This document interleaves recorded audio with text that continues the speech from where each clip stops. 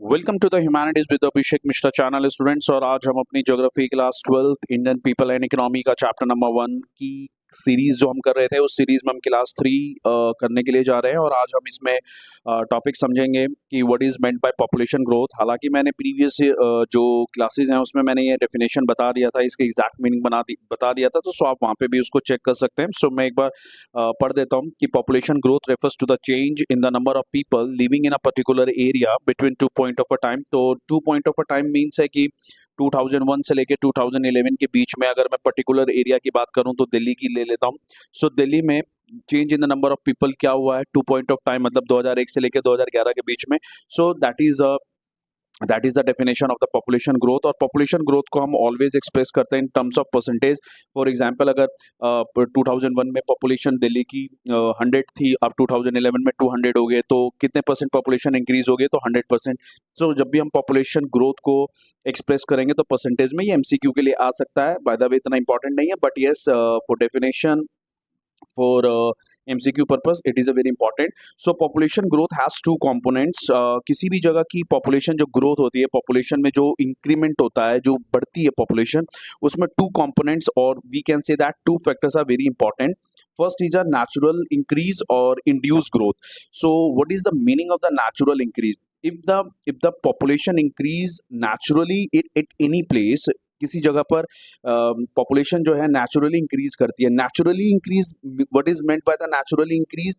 कि birth rate is more than death rate, कि किसी जगह पर बर्थ रेट जो है वो डेथ रेट की से ज्यादा है, birth rate is more than death rate. So वहाँ पे ऑफ कोर्स जो है वहाँ की जो पॉपुलेशन होगी वो नेचुरली इंक्रीज होगी। सो एक फैक्टर, एक कंपोनेंट ये है किसी भी प्लेस की पॉपुलेशन इंक्रीज या पॉपुलेशन ग्रोथ में। And the second factor is the induced growth. Induce का मतलब कि कोई पुश फैक्टर की तरह वर्क करता है, कोई पुश फैक्टर है जो किसी पर्टिकुलर रीजन का, आप कह सकते हैं कि पॉपुलेशन को इंक्रीज करने में एक इंपॉर्टेंट रोल प्ले करता है। तो द थिंग इज कि इंड्यूस ग्रोथ में आप एक पुश फैक्टर हो सकता है, एक पुश फैक्टर है जो पुश करता है कि भाई इस कोई ना कोई ऐसा फैक्टर है जो उस रीजन में पॉपुलेशन ग्रोथ को इंड्यूस कर रहा है कि भाई हाँ यहाँ पे पॉपुलेशन इंक्रीज हो गया। और वो इंड्यूस ग्रोथ का फैक्टर कौन सा है, वो कौन सा पुश फैक्टर है? कि इनवर्ड माइग्रेंट्स। इनवर्ड माइग्रेंट्स का मतलब होता है inward migrants is more outward migration. Inward का मतलब है, फॉर एग्जांपल ये दिल्ली है। सो दिल्ली में आने वाले लोगों की जो पॉपुलेशन की जो इनवर्ड माइग्रेशन है, दिल्ली में जो आने वाले हैं वो ज्यादा है, मैक्सिमम है, और यहाँ दिल्ली से जो आउटवर्ड माइग्रेशन है वो कम है।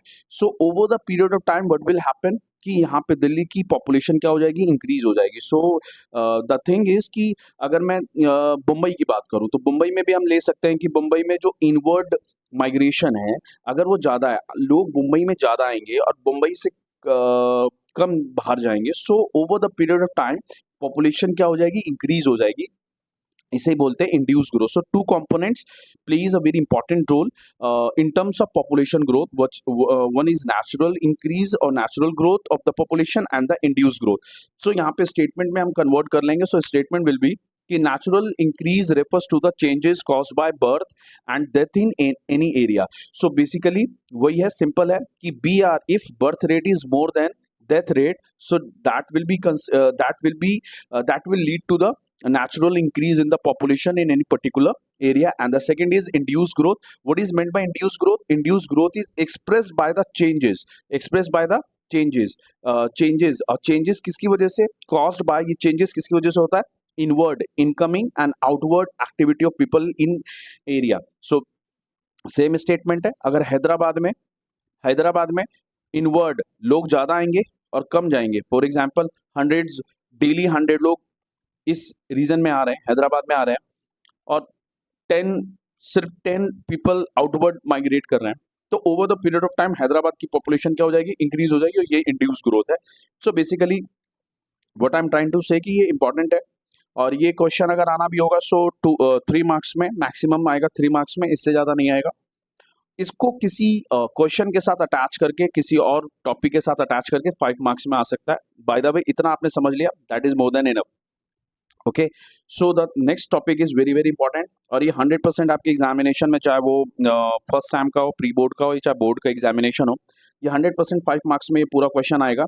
सो आप इसको वेरी वेरी वेरी इंपॉर्टेंट की कैटेगरी में आप इसको इंक्लूड कर सकते हैं। सो ये टॉपिक भी है और ये टॉपिक अपने आप में क्वेश्चन भी बन जाता है। So question is what are the stages of population growth in India. यहाँ पे स्टेजेस का मतलब मैं कह सकता हूँ phases, and you already know phases का मतलब है टाइम फेज की बात कर रहा हूँ। और ये टाइम फेज है 1901 से लेके 2000 टिल प्रेजेंट तक, मैं टिल प्रेजेंट तक ले लेता हूँ। और इसको हमने क्या किया है कि इस टाइम पीरियड्स को हमने कुछ जो 1901 टू टिल प्रेजेंट को हमने कुछ टाइम फेजेस में फोर, मैं कहना चाहूँगा कि 4 टाइम फेजेस में हमने इसको किया हुआ है, इसको डिवाइड किया हुआ है। सो वही स्टेजेस, उसी स्टेजेस की बात हो रही है कि what are the stages of population growth in India. So basically वही कि क्या पॉपुलेशन जो इंडिया में पॉपुलेशन ग्रोथ हुई है 1901 से लेके अभी तक, तो उसमें कौन कौन से फेजेस हैं, कौन कौन से फेजेस हैं जहाँ पे पॉपुलेशन ग्रोथ हुई है या पॉपुलेशन में पॉपुलेशन डिक्रीज हुई है। तो 4 फेजेस हैं। So we will see that. So first तो आपको पॉपुलेशन ग्रोथ का आपको बताना होगा कि पॉपुलेशन ग्रोथ रेट्स मतलब लाइक आपको थोड़ा सा ब्रीफली आपको स्टेजेस बताने से पहले आप बता देंगे कि population growth rate in India are measured decadely and annually and both rates are very high. So आप पहले तो यही बता देंगे कि population growth rate, and already हमने अभी देखा था कि पॉपुलेशन ग्रोथ रेट को हम परसेंटेज में एक्सप्रेस करते हैं। सो इंडिया में जो पॉपुलेशन ग्रोथ रेट है सिंस 1901 टू प्रेजेंट, उसको हम मेजर करते हैं डेकेडली। डेकेडली का मतलब है एवरी 10 ईयर। 10 ईयर में लाइक कि सेंसस होता है हमारा। 2001 में सेंसस हुआ था, 2011 में हुआ था, 2021 में होना था। जस्ट बिकॉज ऑफ कोरोना ये दैट गॉट पोस्टपोन्ड, ये पोस्टपोन कर दिया गया था। अब देखते हैं 2025 या उससे आगे जब सेंसस होगा। सो एवरी 10 ईयर्स में हम पॉपुलेशन इंडिया में पॉपुलेशन को मेजर किया जाता है और एनुअली भी पॉपुलेशन को इंडिया में मेजर किया जाता है। और जो दोनों ही ग्रोथ रेट्स हैं, जो टिकेटली 10 साल वाला और जो एनुअली एवरी ईयर वाला, दोनों ही growth rates in terms of percentage very high, India में वेरी हाई है। इसको आगे और फर्दर हम अंडरस्टैंड करेंगे। Population growth in India is in the last century has been due to annual birth rate and death rate and migration. So ये topic ये बताना चाह रहा है कि इंडिया में लास्ट सेंचुरी का मतलब लास्ट 100 ईयर्स में, राइट, मैं 19 क्योंकि 2024 में चल रहे हैं, सो मैं 1920 से ले लेता हूँ। तो लास्ट 100 ईयर्स में, और उसी लास्ट 100 ईयर में इंडिया इंडिपेंडेंट भी हुआ था, आज़ाद भी हुआ था इंडिया। सो लास्ट 100 ईयर्स में जो इंडिया की जो पॉपुलेशन ग्रोथ हुई है वो just because of there is a multiple factors, but main factors क्या है कि देर भी has been due to annual birth rate increase हो गया, डेथ रेट में डिक्रीज हो गया, डेथ रेट कम हुआ है, बर्थ रेट बढ़ा है, और migration from one place to another place, और दूसरे कंट्री से भारत में भी आने वाले जो माइग्रेशन है, इनवर्ड माइग्रेशन है, इन सभी की वजह से ये फैक्टर्स हैं जिन्होंने इंडिया में पॉपुलेशन ग्रोथ को ओवर द लास्ट 100 ईयर्स एक इंपॉर्टेंट रोल प्ले किया है पॉपुलेशन को इंक्रीज करने में। So therefore the stages of population growth in India can be divided into 4 phases. और इंडिया की पॉपुलेशन ग्रोथ को हम या पॉपुलेशन ग्रोथ को हम 4 फेजेस और 4 टाइम फेजेस में डिवाइड कर सकते हैं। सो इस चार्ट को हम थोड़ी देर बाद समझेंगे अभी, लेकिन अभी हम जरा 4 फेजेस को देख लेते हैं। और वो फेजेस कौन से होने वाले हैं? फर्स्ट होगा 1901 टू 1921, सेकेंड फेज होगा 1921 टू 1951, एंड थर्ड होगा 1951 to 1981, and fourth phase is after 81 till present. ठीक है, सो जरा देखते हैं 1901 टू 1921 में पॉपुलेशन ग्रोथ का स्टेटस क्या था। पॉपुलेशन ग्रोथ का स्टेटस क्या था? सो पॉपुलेशन ग्रोथ का स्टेटस था स्टैग्नेंट ग्रोथ था। स्टैग्नेंट ग्रोथ मींस कि पॉपुलेशन जो है नहीं बढ़ रही थी, पॉपुलेशन जितनी थी डेकेडल या एनुअली पॉपुलेशन स्टेबल थी, उसमें कोई भी स्टैग्नेंट मतलब रुकना होता है, किसी चीज का ठहराव हो जाना। सो पॉपुलेशन स्टैग्नेंट ग्रोथ था, ज्यादा कोई इंक्रीमेंट नहीं हो रही थी पॉपुलेशन में during the period of 1901 to 1921। अब इसको हम यहां से हम इसको कोरिलेट कर सकते हैं। फॉर एग्जाम्पल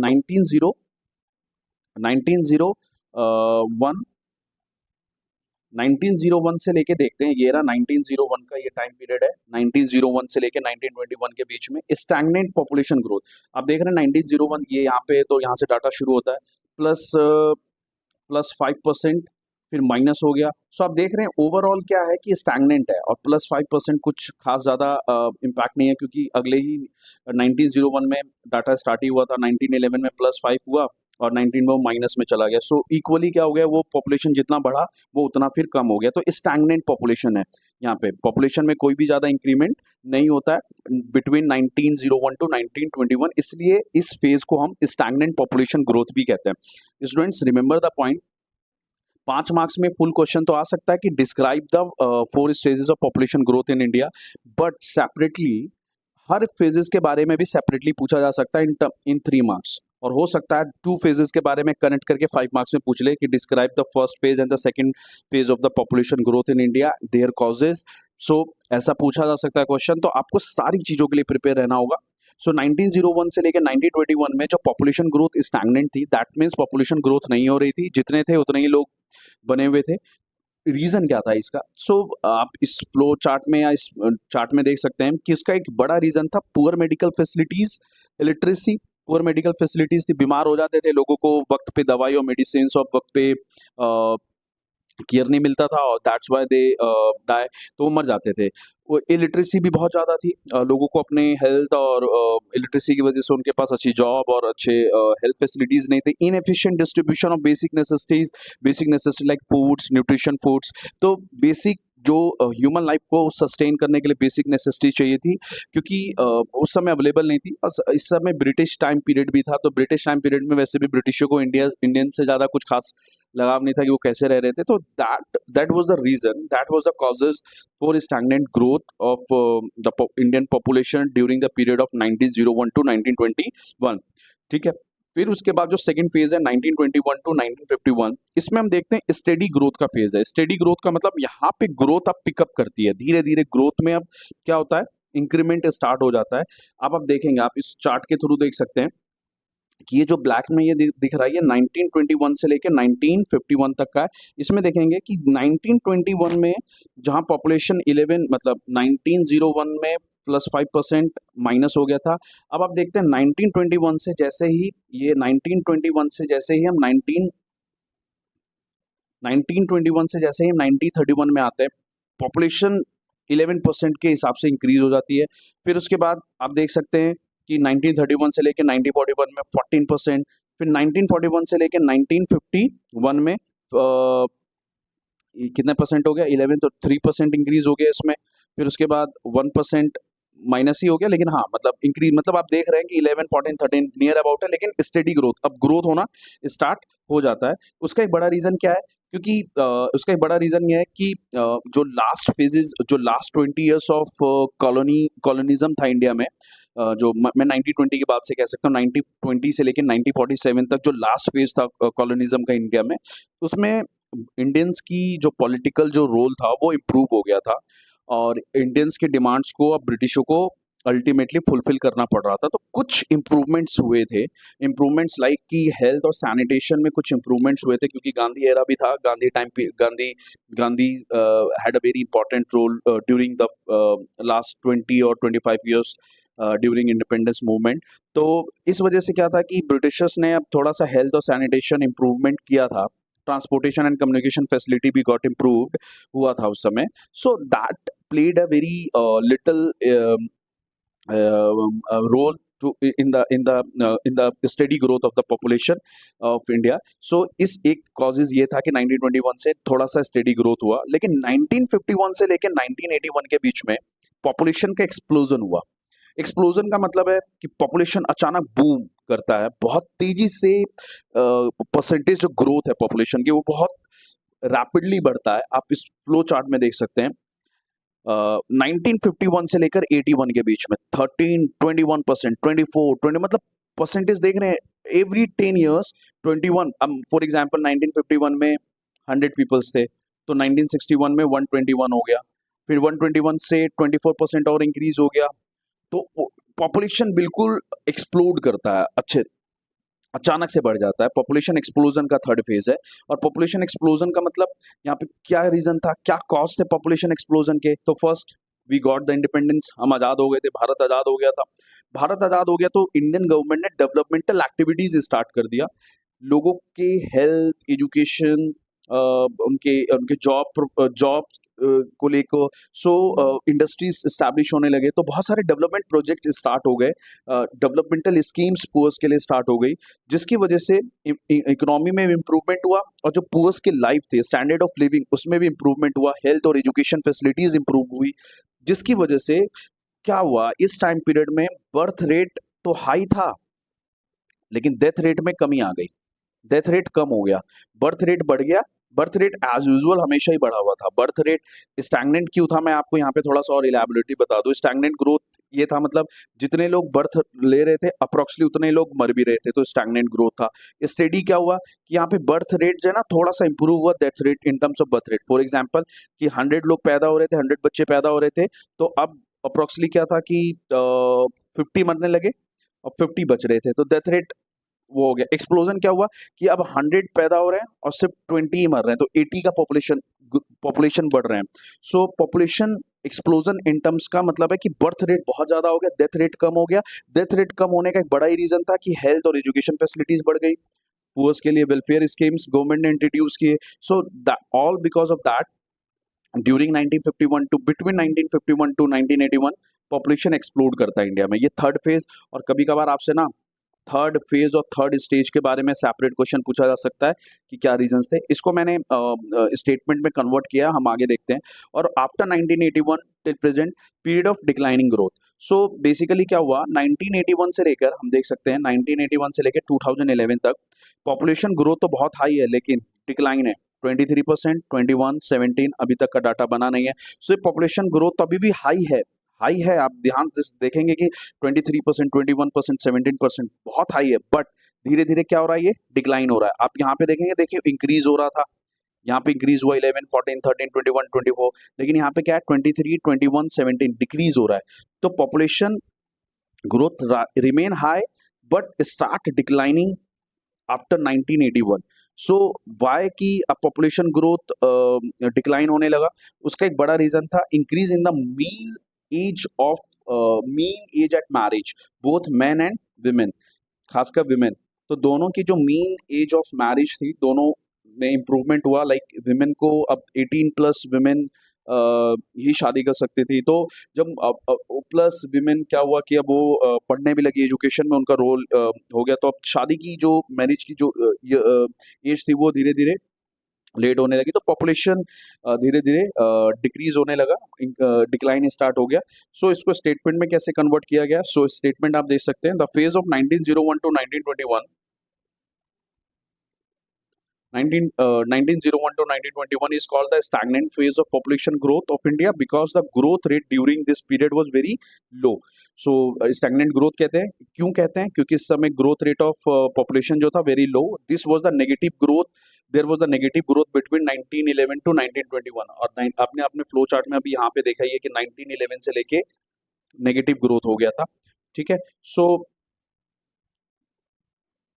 उसके बाद द रीजन फॉर दिस, क्या रीजन था स्टैग्नेंट का, both birth and death rates were very high, and this was also the main reason for the low birth rate होगा,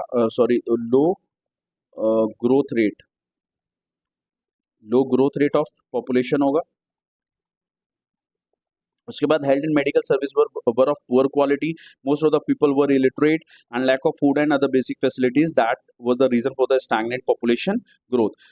सेकेंड फेज है, this is known as stable population growth, और we can say that the steady population growth, steady population, why we are saying the steady, because reason क्या था, death rate declined due to improvements in health facilities and sanitation, distribution system improved due to better transportation, distribution मतलब food distribution system, लोग jobs के लिए, क्योंकि better transportation and communication हो गया, तो लोग जॉब्स के लिए इधर से उधर जाने लगे। ये टाइम पीरियड तो हालांकि ब्रिटिश टाइम पीरियड था, बट ठीक है, इंडस्ट्रीज सेटअप हो गई थी, तो इंडस्ट्रीज में थोड़े बहुत जॉब्स मिलने लगे।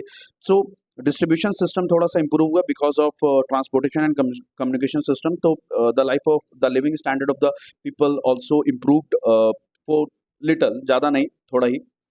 उसके बाद थर्ड फेज में हम देखते हैं कि this period is called the period of population explosion का,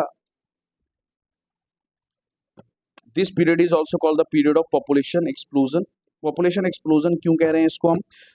हमें हमने देखा था population explosion of India. The reason for population explosion is rapid decline in mortality rate and मतलब जो डेथ रेट था वो कम हो गया था इस पीरियड में। अभी हमने थोड़ी देर पहले ही डिस्कस किया था, because we got the independence और इंडियन गवर्नमेंट ने हेल्थ फैसिलिटीज और मेडिकल फैसिलिटीज इंप्रूव किया था, वेलफेयर प्रोग्राम्स इंट्रोड्यूस किए थे, तो डेथ रेट कम हो गया। लेकिन फर्टिलिटी रेट जो थी, मतलब बर्थ रेट जो था वो काफी हाई था। That was the main reason for this explosion. उसके बाद after independence development work was initiated through the process of centralised planning. Centralised planning का मतलब है कि सेंट्रल गवर्नमेंट अब प्लानिंग बनाने लगी थ्रू प्लानिंग कमीशन। ये आप पॉलिटिकल साइंस में पढ़ेंगे। प्लानिंग कमीशन ने सेंट्रलाइज्ड प्लानिंग इंट्रोड्यूस किया for the welfare of the poor people for the entire across the India. So development of work welfare schemes start हुई। जैसे फॉर एग्जांपल मैं ले सकता हूँ फूड फॉर वर्क, काम के लिए, मतलब आप काम करेंगे तो आपको फूड मिलेगा, तो कुछ ऐसे welfare programmes, job oriented welfare programme से स्टार्ट हुए। सो इसकी वजह से वो इंडस्ट्री सेटअप हुई इसी टाइम पीरियड में। जितनी भी राइट नाउ गवर्नमेंट पीएसयूज हैं, पब्लिक सेक्टर यूनिट्स हैं, वो स्टैब्लिश हुई। So that led to the improvement in the jobs, health and education facilities, and that also led to the improvement in the economy. And economy में अच्छा economy का improvement होगा तो living condition, standard of living people also improve. Beside the population increase rapidly due to immigrants. और इस period में population explosion का एक बड़ा रीजन ये भी था कि पॉपुलेशन का इनवर्ड माइग्रेशन बहुत ज्यादा हुआ। Increase rapidly due to immigrants. Immigrants कहाँ से आए? नेपाल, बांग्लादेश और पाकिस्तान। इन थ्री कंट्रीज से, जो हमारे बॉर्डरिंग कंट्रीज है, यहाँ से पॉपुलेशन काफी इस टाइम पीरियड में आए, क्योंकि वॉर भी हुआ था। आप पॉलिटिकल साइंस में पढ़ेंगे तो वॉर भी हुआ थे, 2-3 वॉर्स पाकिस्तान के साथ, 2 वॉर तो इसी बीच में हो गए थे, 3 वॉर। तो इसीलिए लोग यहाँ से आए, बांग्लादेश से भी आए। So that was the reason for the population explosion between the 1951 to 1981। और 1981 के बाद क्या रीजन था, क्या था इसमें? Population growth rate in the country has remained high. देखो पॉपुलेशन ग्रोथ तो बहुत हाई था, अब आप देख सकते हैं पॉपुलेशन ग्रोथ तो हाई है, 23, 21, 8, 17%, बट लेकिन स्टार्ट डिक्लाइन स्टार्ट हो गया था। Remained high but growth rate has gradually started decreasing. तो ग्रोथ रेट जो था वो स्टार्टेड हो गया था डिक्रीजिंग होना, है ना। सो उसका रीजन क्या था? Downward trend of the crude birth rate. Crude birth rate का मतलब होता है the number of live births per 1000 population during the year. So जो 1000 पॉपुलेशन पे जो लाइव बर्थ था, बेसिकली जो क्रूड बर्थ रेट था वो धीरे धीरे डाउनवर्ड होने लगा। बर्थ रेट अब धीरे धीरे कम होने लगा। उसका एक बड़ा रीजन ये था increase in the averages of marriage for both and men and women. So इसकी वजह से, और खासकर विमेन एजुकेशन सेक्टर में उनका रोल बढ़ने लगा। सो उनकी जो एज ऑफ मैरिज था वो धीरे धीरे ज़्यादा होने लगा, 24, 25, 26। तो इसकी वजह से पॉपुलेशन क्या हो गया, धीरे धीरे पॉपुलेशन ग्रोथ में उसका डिक्लाइनिंग स्टार्ट हो गया। So the growth rate is still high in developing countries. In developing countries like India, according to World Development Report, India's population will cross the figure of 135 crore by 2025, और अभी हम 142 crore cross कर चुके हैं। सो that is about the population growth of Indian population phases. So India is, or we can say that the stages of population growth in India. So students, ये topic और ये जो क्वेश्चन है बहुत इंपॉर्टेंट है, आप इसको अच्छे से करके जाएंगे। इस चैप्टर से ये मस्ट आने वाला है, इसमें नो डाउट कि नहीं आएगा, आएगा जरूर आएगा। सो दैट्स ऑल फॉर टुडे। और आपके कोई भी डाउट्स टॉपिक को लेकर है, कुछ भी अगर आपको समझ में नहीं आया, सो आप कमेंट बॉक्स में मैसेज ड्रॉप कर सकते हैं, मैं उसको रिजॉल्व करूंगा। एंड प्लीज़ इसको शेयर एंड सब्सक्राइब करिए और आप अपना सपोर्ट करिए, सो दैट ऐसे ही कंटेंट और ऐसे ही आपको टॉपिक्स और क्लैरिटी आपको मिलते रहे। और आपका कोई भी सजेशन है तो आप उसको भी कमेंट बॉक्स के थ्रू मेरे तक पहुंचा सकते हैं। So I will try my best to improve that. So that's all for today. Thank you.